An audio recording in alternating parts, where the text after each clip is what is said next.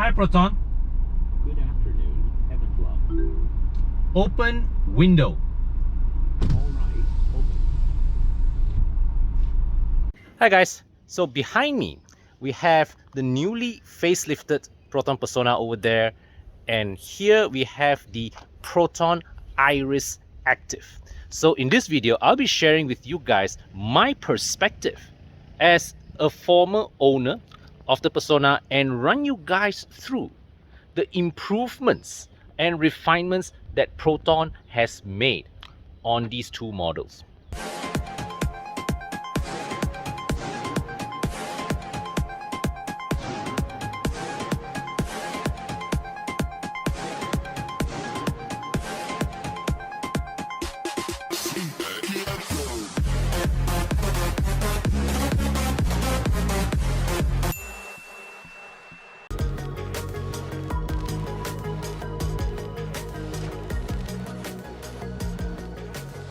Marvelous.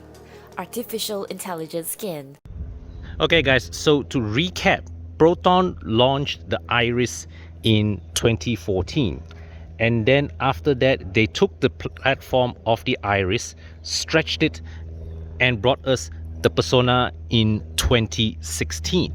So under the skin, both of them are exactly the same engine, same drivetrain, same suspension setup. The only difference is that the Persona had a stretched rear overhang to give it a boot. Okay, and before this, the Iriz and the Persona had different frontal designs. It was in the 2019 facelift that Proton decided to streamline the front ends of the Iriz and the Persona, changing the both of them to a common headlight design. Now that actually is a very smart thing to do from a manufacturing standpoint. You see, because the Iriz and the Persona in a global scale, in a global scheme of things, they are relatively low volume cars. So there is no point for them to have two distinct front ends. Commonizing the front ends, okay, especially with when regards to high cost item like the headlights, allows Proton to amortize the common headlights across a wider number of cars, across a bigger economies of scale. Okay, so what you see here right now, the Persona facelift and the Iriz Active, they look quite distinct from each other. They look similar, but they look quite distinct. So how they achieved this effect basically is that you see both sides, right? The grille, okay, the headlights, the bumper moldings. The bumper moldings, if you look at it from this perspective, they are actually the same bumper moldings but dressed slightly differently. You see this curve here versus this here. They are both exactly the same. See this character line here and this character line here. So both bumpers, despite their rather different appearance, different trimmings, they actually are made from the same mold, which to me, I think that is very clever. And if you take this perspective here, you notice that although the frame, okay, this intake here and the lower bumper intake here, they are shaped differently, they are molded differently, but the shape itself is the same. So with this, Proton is able to create a differentiated look between the Iriz and the Persona, but still use the same basic bumper molding. That is very clever. Okay, and you zoom into the grille, it's also the same. You see the same infinite weave pattern here is replicated over on the Iriz, the same Proton badge here, but once again, it's just the finishing. Okay, this is chrome, over there is red, and this top finish here also chrome, gloss black. And the headlights, so these are the two highest specs of the Iriz and the Persona. Both of them come with LED headlights, and you see the front bonnet also exactly the same design. So I think Proton, they have been very clever in the way they designed both the Iriz and the Persona here. They redesigned it so that both cars share more common features, okay, more common basic features, but yet with little details that differentiate them from each other. And I won't be surprised in the future if owners start to get creative and crossbreed between the cars. Can you imagine a Persona owner, all right, just finding all these Iriz Active bits and slapping it into the car? I think some owners may consider to do that. The rims are different, but same tire size, 16 inches, 16 inches. And I think the multi-spoke items here on the Iriz, it really makes the car look a lot more upmarket. Okay, and this Iriz Active here, if you remember, the concept dates back many years. I think about at least 5 or 6 years ago, Proton previewed an Iriz Active concept, something like this. It was well received. Okay, there was a lot of good public opinion of the car, but Proton never gotten around to make it until now. So perhaps the partnership with Geely has given Proton the extra funds that they can now invest in creating new variants like this to further improve their existing models. A little perspective also, as an ex-owner of the Persona, I realized that actually, even though their body shapes are different, there's actually still quite a lot of common things between the cars. So now you see the window lines look different, right? Okay, the rear quarter window lines look different, right? But the door cards are actually identical. They are interchangeable between the two cars. So now you see this cut lines, this blade feature on the Iriz's door. Now you come over to the Persona.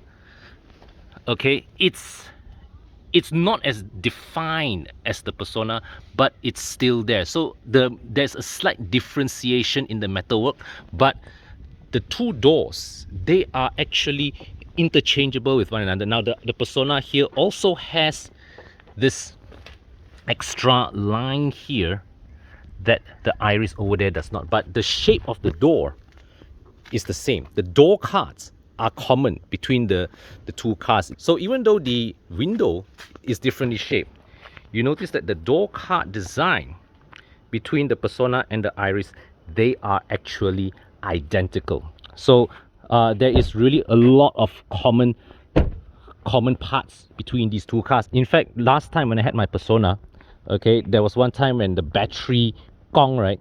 When I called the battery help, I told them, okay, the fella asked me what car am I driving? I said Persona.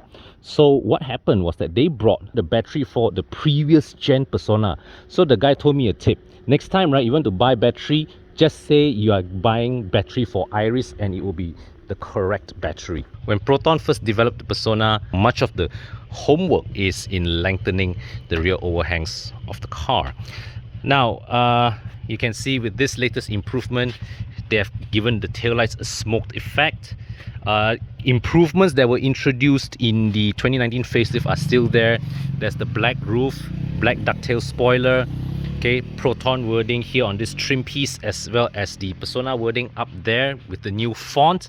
Now, what I like with this new redesign is that the bumper has been reshaped, okay, to reduce the visual height of the Persona's rear. You see, in the original design of the Persona, right, the rear end has a bit of a bulky look. So with this rear, with the way they redesigned the diffuser, the lower diffuser of the rear bumper, it reduces the visual height of the bumper, and yeah, and thus makes the rear end look better proportioned than before. Now over here with the Iriz Active, well, you can see how the crossover claddings come to the back here, meets the rear diffuser element. Okay, quite nicely executed overall. This roof rails here, but don't take this as a structural item, okay? It isn't, and there's good logic to it. Remember, both these cars, they are massively improved, I'll tell you that much, but at the same time, they are also operating in a cost-sensitive segment. Okay, and significant improvements to these cars cost money and will impact the pricing of the car, and there's only so much Proton can do with a limited budget.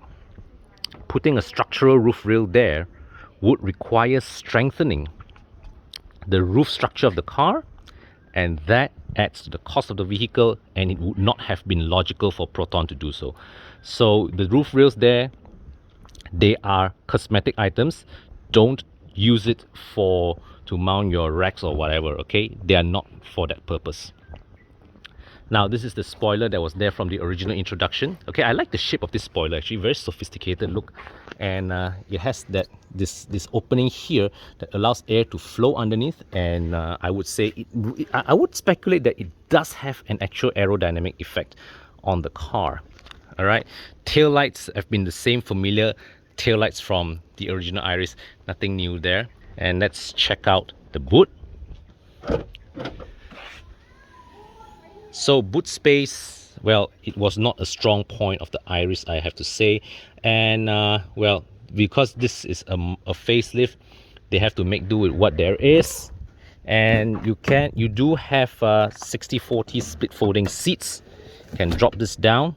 Now, I would say here there is an opportunity missed, because even though there's nothing Proton can do to increase the boot space of the car, but what they could have done is they could have altered the moldings of these plastics so that this floor can be a two-layered floor. So that the owners can raise this floor, okay, and therefore create a flat loading floor when the seats are folded down, and that would increase the utility factor of the car. Because right now, if you were to load a big object, look at this, okay, there's no flat floor for it to rest on.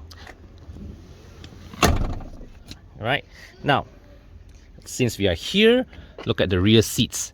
Now the Iriz here, quite interestingly, has 3 individual headrests, and you have the leather, semi-leather upholstery. This is fabric, and isofix mounts here. Very, very nice overall. Good red, a lot of red contrast stitching and trims here. Seat belts are red contrast stitching, red trim inserts here. You got the active wording here at the side to sort of break the monotony of this all black piece. You've got a bottle holder here as well inside. Now, I'm 170 centimeters tall. There is good headroom above me. It's just that up here you can see this is the seat belt for the middle passenger. So yeah, you need to slot it up there so it doesn't interfere with your head. But I would say that the Iriz in general, fantastic rear accommodation. Actually, the driver's seat here is adjusted to my seating position, and what I have here is I've got good lean, okay, good thigh support. The bench actually goes all the way to the back of my thighs, so this is a very good rear seat, to be honest. And one thing I do appreciate right during my time with the Persona is that I felt the rear seats of the Persona is actually one of its greatest strength. Now I come over to the Persona, right? Wow, check this out, guys. This is a brown leather interior. Now, quite interestingly, just now we saw in the Iriz there were 3 individual seats, individual headrests. The Persona doesn't get it, gets 2 fixed headrests. This was the same as what it was in my old car. Now I come sit inside here, right? Okay, good headroom overall. Once again, angle is good, feels the same like the Iriz, and yeah, so good thigh support down here.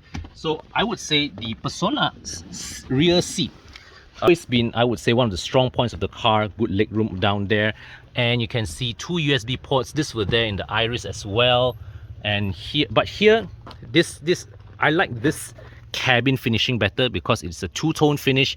You've got brown leather contrast with a black interior, and the door card there, this brown color here, contrast, you know, sort of like giving the breaking the monotony of this black door card.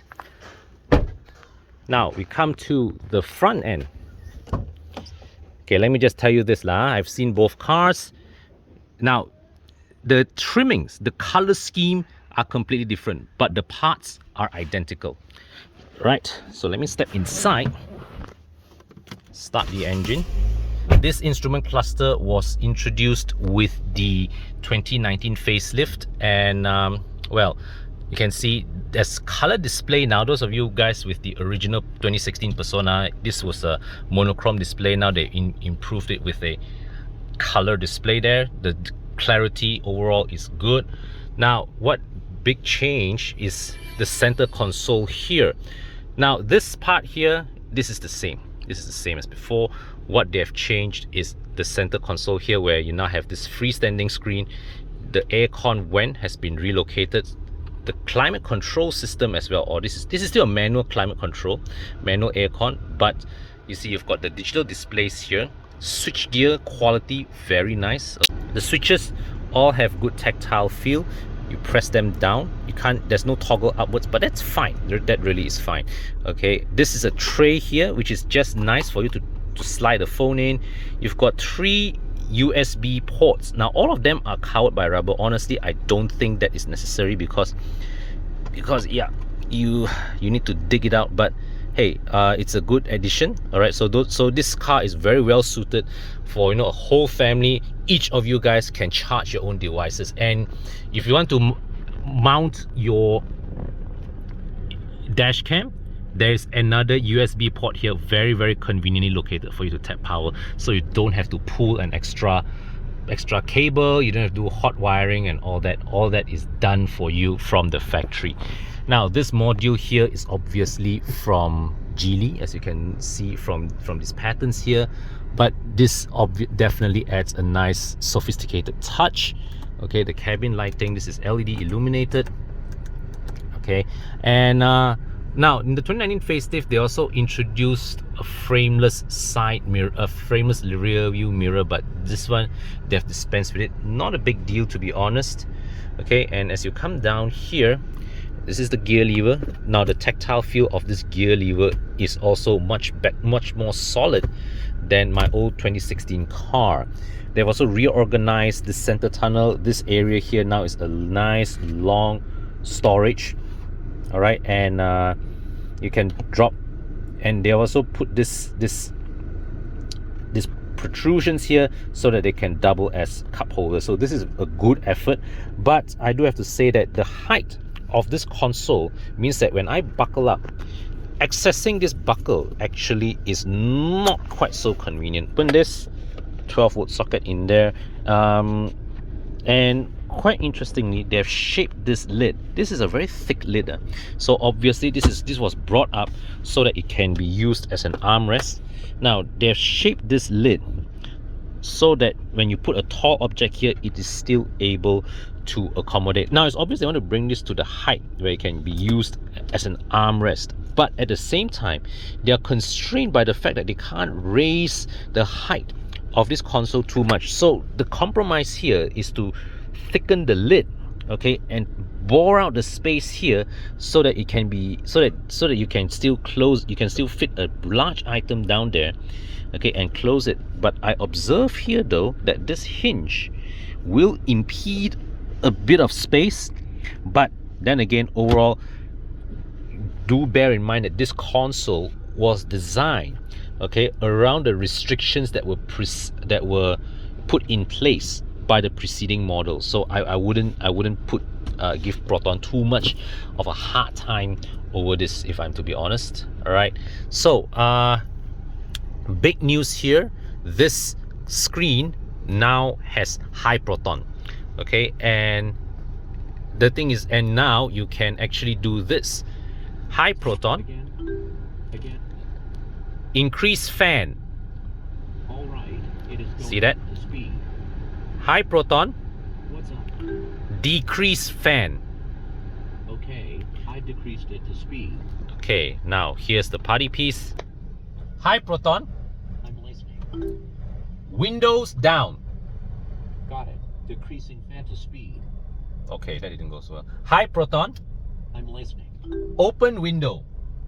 Opening. High Proton, Yes, I'm here. close window. Closing all areas. Now this is honestly a very big addition, because the Persona and Iriz architecture was not designed with CAN bus electronics. So all the various systems in this car are disparate systems, each with their own circuits. So to get this infotainment system to interact with the climate control as well as the windows, that took a bit of effort, if I'm to be honest, and I think it was good that Proton I think it's a nice effort from Proton to give the Persona and the Iriz a greater premium feel. It's a more convenient thing. You just imagine driving to a toll gate, right? As you are looking for your smart tag, you can say, "Hi Proton, windows down, open windows." Okay, and there you go. Okay. So now this is the Persona, right? And here we are in the Iriz Active. Exactly the same functional items. It's just that, you know, you have this different trim items here. This red trim, red contrast trim, red contrast stitching. I think the overall presentation is that the idea is for the Persona to have a more elegant, a more luxury themed interior, whereas the Iriz Active here is a more lifestyle, a more rugged, a more active, as its name says, right? Active lifestyle interior concept. So the differentiation is there. Yes, we know it's built from common items, but we can see a good effort in differentiating between the two cars.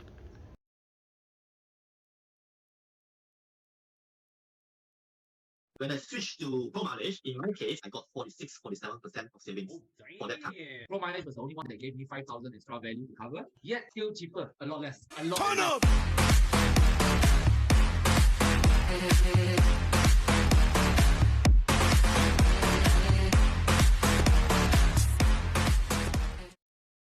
So now I'm behind the wheel of the Persona, and immediate impressions is that this is a much better fine-tuned car than the one that I had before, especially when it comes to low speed smoothness. Now you see, right now I am driving in a shop lot road, okay, and just now I had to come to a stop. Now I'm gradually inching forward again.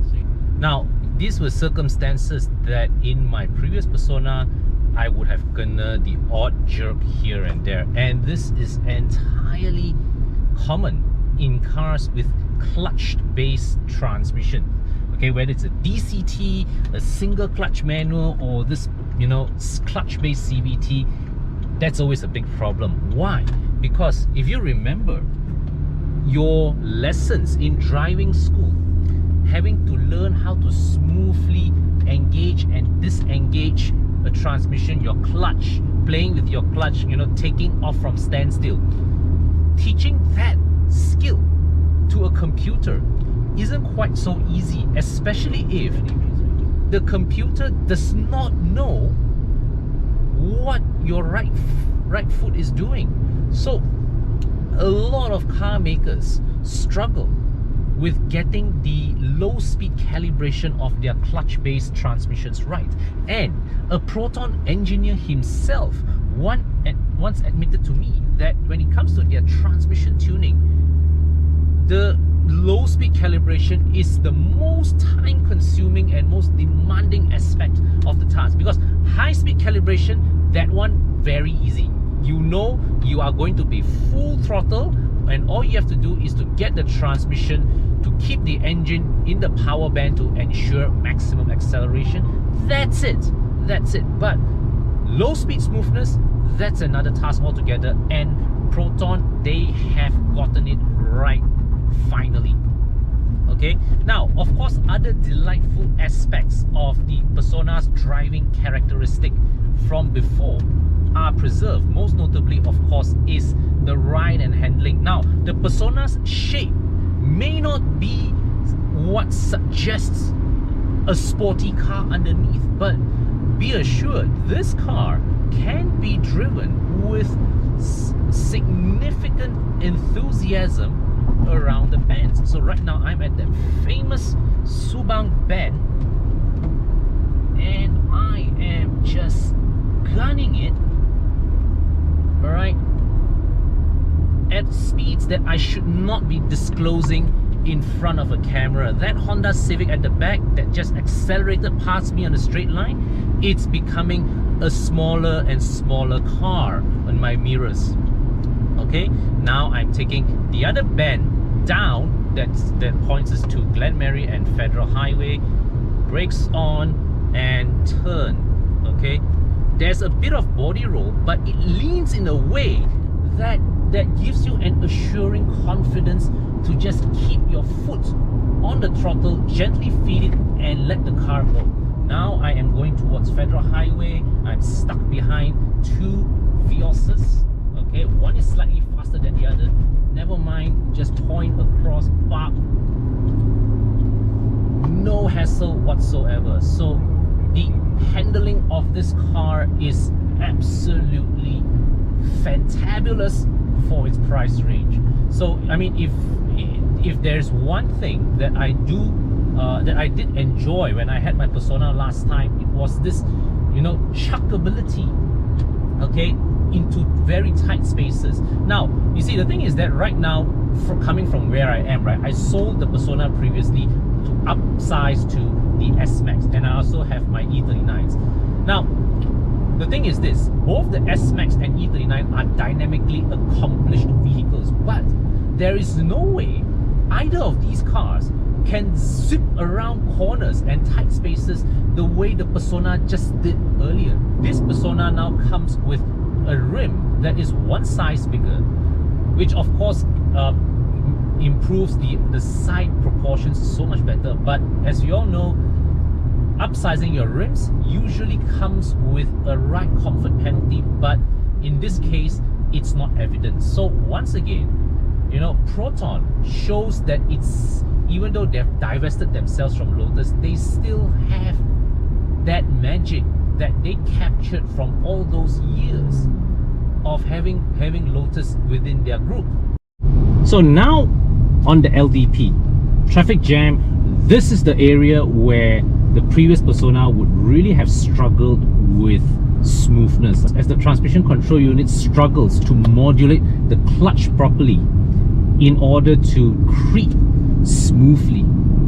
Okay, but right now, right, I'm treating this car the same way as I'm driving a regular torque converter automatic, like my S-Max, like my E39, and at this moment, not a hint of jerk. In fact, I've had this car for 2 days. I have yet to be able to catch the programming of the transmission off guard. And believe me, I've lived with one of these for 3 years. I know how to trigger the transmission to misbehave, but all my old tricks that I've learned with my previous Persona no longer apply. So this car is now much more civilized, much better behaved at low speeds than it was before. So I mean, in that sense, kudos to Proton for solving one of the biggest weaknesses.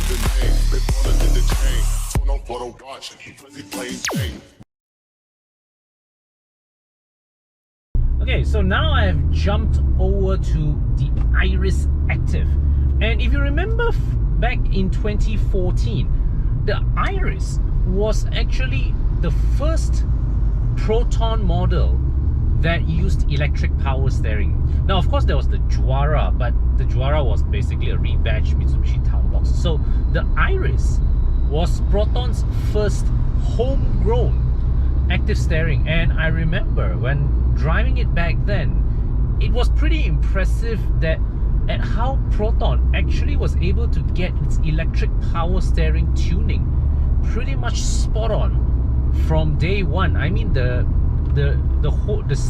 steering weight is sensibly calibrated. There is good amount of feedback, good amount of accuracy. It feels very, very well tuned, well set up, well judged for the purpose of the car, which is to be for city driving purposes. And that well considered tuning was thankfully also carried onto the Persona. Now, you may ask, is there a difference? Is there a significant difference between the driving experience of the Iriz and the Persona, considering how closely related, practically identical they are underneath? And you will be surprised. There is.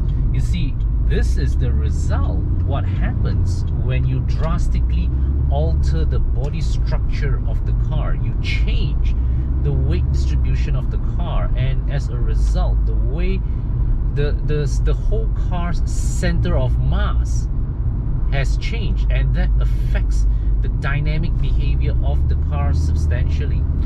And see, because this platform was originally conceived for the Iris's dimensions, there is no doubting the fact, no denying the fact that between the Iriz and the Persona, the Iriz is the one that feels most natural to drive. The Persona is pretty competent for what it is, but there are a couple of signs that show that, you know, this was a car that was not built on a platform that was originally designed for. And when you go over bumps, especially if you don't slow down enough, you will feel that the Persona's rear bounces substantially over speed bumps. Now that effect is significantly reduced compared to my old 2016 Persona, but it was still there.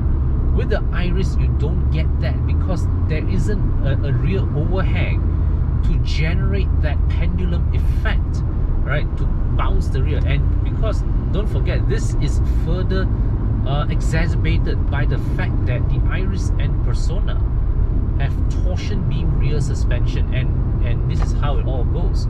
When the rear torsion beam is disturbed, okay, it has heavier unsprung weight than a multi-link. So when the whole torsion beam pushes up, all right, the force that pushes the car body up becomes higher, all right. And in the case of the Persona, where it has a whole rear overhang, you can imagine the entire body, all right, being pushed up like that.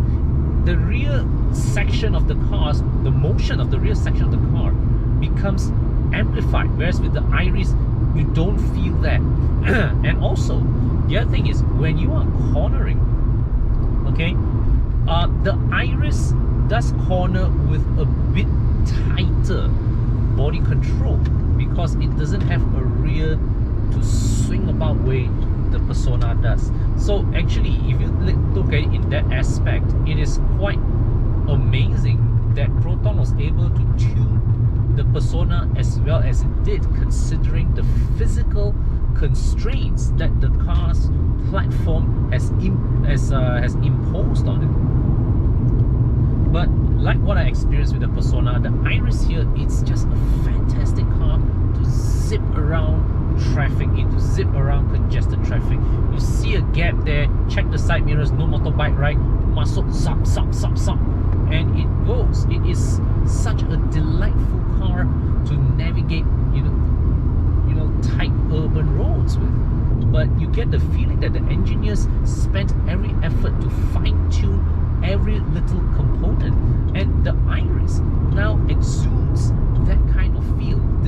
This, I believe, is a result of the fact that the platform was already a good one to start with, and with Proton tightening up all the screws, nooks and crannies here, there and everywhere, the overall car just feels more solid and more refined